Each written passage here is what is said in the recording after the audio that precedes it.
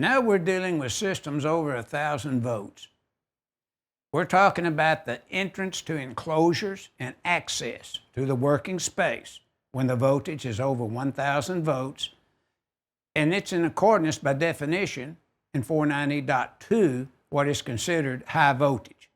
But we're going to talk about NEC 110.33. Now notice in the illustration we need 2 foot each side of the equipment.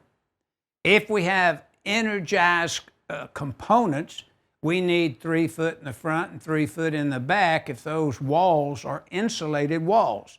But remember, we're always reviewing condition 1, condition 2, or condition 3.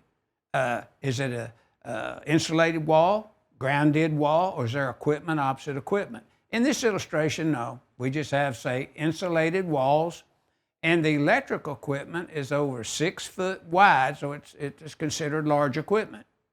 There's only one condition for high voltage equipment.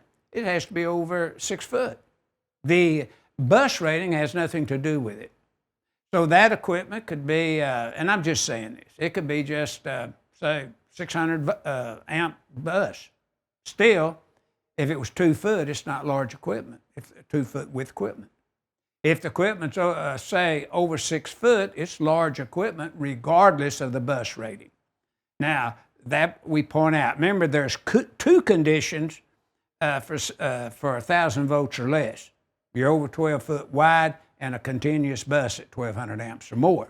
Now, we looked at the new 2020 NEC requirements for that based upon the mains and the continuous bus, so we got a good feel for that. But now notice each side of the equipment, 24-inch walk around, and if we have access from the back to energized components, we need the same 3 foot clearance that we would have in front and the 2 doors that you see. So we would have a safe entry and a safe egress under conditions that might develop a hazardous type emergency egress. So we have 2 exit routes that are provided around the equipment, behind the equipment, in front of the equipment, and then 2 doors to get out of there. So that's what's required. But now notice, since it's over 1,000 volts, the back of the equipment, and an exception, could just have 30 inches if when you remove the cover, there wasn't energized components or unenergized components. It would just be other type equipment, and we'll review that coming up.